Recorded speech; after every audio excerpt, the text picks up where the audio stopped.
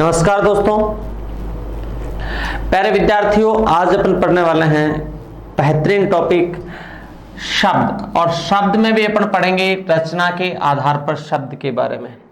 दोस्तों, रचना का मतलब होता है कि शब्द बनता कैसे है, शब्द की बनावट कैसे हुई है। यानी दूसरे शब्दों में अगर आपकी रचना की जगह यह आ जाए कि बनावट के आधार पर शब्द या रचना के आधार पर शब्द कितने प्रकार के होते हैं या शब्द के कितने भेद होते हैं, तो हमारा जवाब आएगा 3 भेद होते हैं।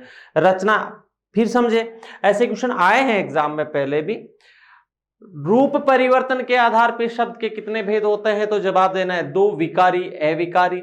रचना के आधार पर शब्द के कितने भेद होते हैं, तो जवाब देना है अपने को कितने, 3, रूढ़ शब्द, यौगिक शब्द और योग रूढ़ शब्द। और आप क्या है, उत्पत्ति के आधार पे, व्युत्पत्ति के आधार पे या स्रोत के आधार पे शब्द के कितने भेद होते हैं, तो जवाब आएगा अपने 4 भेद। 4 विकल्प में नहीं होंगे तो अपना जवाब होगा 5। ओके, बात करते हैं रचना के आधार पे जो शब्द होते हैं वो होते हैं 3।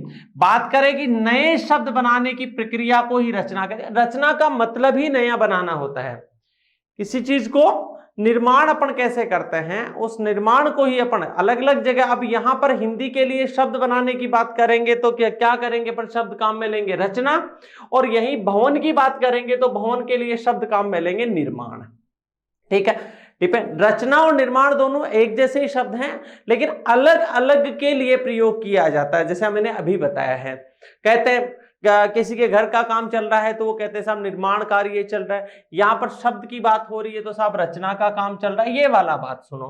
तो रचना के आधार पे शब्दों के भेद कितने बताए, 3। एक रूढ़ शब्द होता है, एक यौगिक शब्द होता है और एक शब्द होता है अपना योग रूढ़ शब्द होता है। दोस्तों, बेसिक डिफरेंस क्या है इनमें, तीनों में कंपेयर करके अगर अपन समझे यहां से तो समझिएगा। रूढ़ शब्द वो शब्द होते हैं जिनके सार्थक विभाजन नहीं होता हो, यानी यूं समझो कि जिनके टुकड़े नहीं होते हो। यानी कौन सा, जिनका सार्थक विभाजन नहीं होता हो, जिनका सार्थक विभाजन नहीं होता हो। और यौगिक वो होते हैं जिनका सार्थक विभाजन होता हो। ये सीधी सटीक सी बात है। जिनका सार्थक विभाजन होता हो वो यौगिक है, जिनका सार्थक विभाजन नहीं होता हो वो दोस्तों कौन सा है, रूढ़ शब्द है। और एक बच गया अपना कौन सा, योग रूढ़। योग रूढ़ कौन से शब्दों को कहा जाता है, तो सिंपली आप ये की बात ध्यान में रखें, जिन शब्दों में बहुव्रीहि समास हो, जिन शब्दों में बहुव्रीहि समास हो वो वाले शब्द होते हैं कौन से, योग रूढ़ शब्द होते हैं। वैसे योग रूढ़ शब्द जो होते हैं वो यौगिक होते हैं, लेकिन अंतर सिर्फ इतना होता है कि योग रूढ़ जो शब्द होते हैं उनका अर्थ जो है वो विशेष आता है। यानी शब्द जो है अपने मूल अर्थ को छोड़ करके अन्य या विशेष अर्थ के लिए प्रयुक्त किया जाता है। जहां विशेष या अन्य अर्थ के लिए शब्द प्रयुक्त होता हो तो वो वाला शब्द होता है योग रूढ़। तो अपने अंतर क्या किया, इनमें शब्द अपना वास्तविक अर्थ प्रकट करता है। शब्द का जो मीनिंग होता है, 2 शब्द मिलकर के एक नया अर्थ तो देते हैं लेकिन अपने मूल अर्थ को नहीं छोड़ते हैं। 2 शब्द मिलके अपना अर्थ तो देते हैं। जैसे मैं एक एग्जांपल के माध्यम से अगर आपसे बात करूं, जैसे आपके पास शब्द है घर, ये तो है सब रूढ़, और आपके पास आपने इसको कर दिया बेघर। अब बेघर, इसके बे उपसर्ग लग गया और उपसर्ग लगते ही ये शब्द कैसा हो गया, यौगिक शब्द हो गया। तो बेसिकली इन दोनों में अंतर क्या था, इस शब्द के टुकड़े नहीं होते और इसके क्या हो रहे हैं, टुकड़े। अपन दूसरे शब्दों में भी इसे व्यक्त कर सकते हैं। देखिएगा, वे शब्द जो संख्या के लिए वर्षों से प्रयुक्त होते आ रहे हैं, जिसके कारण शब्द किसी विशेष अर्थ में प्रचलित हो गए, रूढ़ शब्द कहलाते हैं। यानी अपना विशेष अर्थ देते हैं। जैसे मेंढक है, घर है, हाथ है, रोटी है, पेड़ है, ये तो रही अपनी सार्वभौमिक परिभाषा। लेकिन आपको कैसे समझना है ये बहुत महत्वपूर्ण है। आपको सिर्फ ऐसा समझना है इसको कि जिस शब्द का क्या सार्थक विभाजन नहीं होता है, सार्थक विभाजन नहीं होता है, जिनका विभाजन नहीं होता हो, सार्थक विभाजन नहीं होता हो, वो वाले शब्द कौन से शब्द कहलाते हैं, यौगिक शब्द कहलाते हैं। सार्थक विभाजन जिनका नहीं होता हो। मैं आपको बता ही रहा था, मेंढक है, घर है, हाथ है, रोटी है, आपने कह दिया पेट। पेट है, आपने कहा सर दर्द है, आपने कहा जहर है, आपके पास शब्द है पीड़ा, शब्द आपके पास है पीड़ा, आपके पास शब्द है दया, आपके पास शब्द है प्रेम। समझे, ये वाले शब्द जो मैंने आपको दिए, आपके पास शब्द है गाय या घी, दूध, देखो ऐसे दूध शब्द है, आपके पास शब्द है दूध, आपके पास शब्द है घी, आपके पास शब्द है सर छाछ, आपके पास शब्द है गरम। ये बहुत सारे शब्द होते हैं ऐसे। वो शब्द मैं तो आपको एकदम सिंपली शब्दों में अगर कहूं तो इतनी बात ध्यान में रखें, जिन शब्दों के टुकड़े नहीं होते हैं, जिनका विभाजन नहीं किया जाता है, वो वाले शब्द कौन से कहलाते हैं? रूढ़ शब्द कहलाते। केवल अपने को ध्यान में रखना है। कई बार क्या होता है, मैं केवल कुछ नहीं बता रहा हूं, केवल शब्द बता रहा हूं कि कौन से शब्द रूढ़ होते हैं, कौन से शब्द यौगिक होते हैं।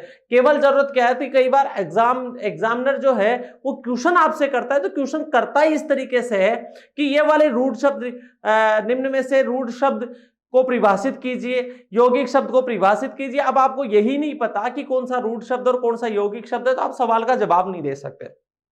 केवल इससे बचने के लिए, बाकी कोई बड़ा प्रश्न नहीं बनता इनसे। बात रही कौन सी? यौगिक शब्द। वे शब्द दो या दो से अधिक शब्दों से, ध्यान रखो, दो या दो से अधिक शब्दों के मेल से जो शब्द बनते हैं उनमें या तो होती है भैया क्या संधि, या फिर उनमें होगा क्या समास, या फिर उनमें क्या होगा प्रत्यय, और या फिर होगा भैया उपसर्ग। एक बात याद रखें आप कि जिन शब्दों में संधि समास उपसर्ग होता हो वो शब्द कौन से हो रहे हैं यहां पर? यौगिक शब्द। बशर्ते संधि समास प्रत्यय उपसर्ग तो उनमें हो रहा है, बशर्ते वो वाले शब्द जो है वो रूढ़ नहीं होने चाहिए, अन्य अर्थ के लिए प्रयुक्त नहीं किए जाने चाहिए।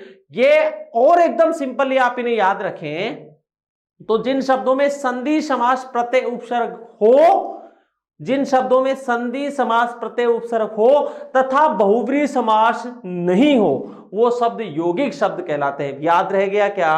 और जिन शब्दों में संधि समास प्रत्यय उपसर्ग नहीं हो, संधि समास प्रत्यय उपसर्ग नहीं हो, वो शब्द रूढ़ शब्द कहलाते हैं। और जिनमें संधि समास प्रत्यय उपसर्ग हो वो सारे के सारे शब्द यौगिक शब्द कहलाते हैं। बस बहुव्रीहि समास नहीं होना चाहिए। अगर बहुव्रीहि समास उनमें हुआ तो वो समास जो, वो शब्द जो है वो योगरूढ़ शब्द में तब्दील हो जाएंगे, योगरूढ़ शब्द में बदल जाएंगे। मैं देखो यहां पर इनमें संधि समास प्रत्यय से निर्मित शब्द शामिल होते हैं, शामिल बिल्कुल संधि समास प्रत्यय उपसर्ग से निर्मित शब्द सम्मिलित होते हैं, परंतु खास बात यह होती है कि यह विशिष्ट अर्थ प्रयुक्त नहीं। हाँ, नवीन अर्थ आता है, नया अर्थ तो आएगा, क्योंकि दो मिलेंगे, जैसे विद्या अलग है और आले अलग है। आले का अर्थ होता है घर, आले का अर्थ अपने यहां क्या होता है? घर होवेगा, और ये विद्या है तो विद्या के लिए जो घर होवेगा उसके लिए तो नया अर्थ तो प्रकट कर रहा है। ये अर्थ तो वही राष्ट्र है, और ये पति का अर्थ स्वामी होता है, तो राष्ट्र का स्वामी है। राष्ट्र का स्वामी किसी विशेष के लिए बात नहीं हो रही यहां पर। अर्थ ये दोनों, राष्ट्र का अर्थ राष्ट्र से है और पति का अर्थ पति से है, ये दोनों मिलकर के एक नया अर्थ प्रकट कर रहे हैं, वो एक अलग बात है, लेकिन विशिष्ट अर्थ प्रकट नहीं कर रहे। दोस्तों विशिष्ट अर्थ अलग है, विशिष्ट अर्थ आते ही समास उसमें बहुव्रीहि हो जाएगा। हम बहुव्रीहि समास की बात नहीं कर रहे, जहां पर बहुव्रीहि समास होगा तो वो यौगिक शब्द नहीं होकर के वो शब्द जो है वो योगरूढ़ हो जाएगा।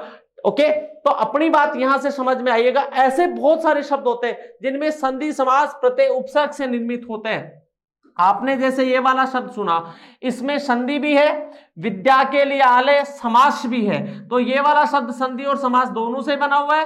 राष्ट्रपति, इसमें संधि नहीं है, केवल इसमें समास है, राष्ट्र का पति। ओके, इस प्रकार से शब्द आपके प्रत्यय भी बनता है। जैसे दिन शब्द है, दिन है, और दिन के इक लगा दिया आपने प्रत्यय, क्या बन गया?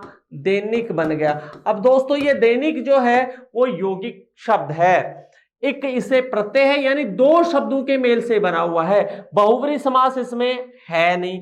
इसी प्रकार से उपसर्ग, जैसे प्रति, प्रति और उसके बाद में कर दिया आपने अक्ष, शब्द बन गया प्रत्यक्ष, शब्द बना क्या?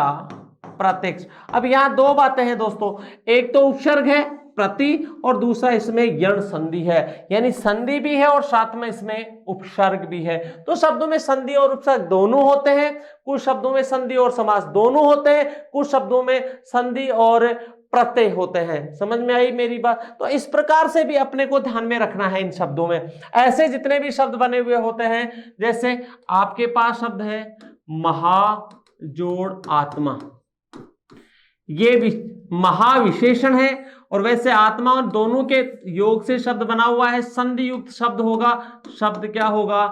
महात्मा। ये वाला शब्द कैसा हो गया? यौगिक, क्योंकि इसमें संधि है और वैसे ये एक शब्द महा है और दूसरा क्या है?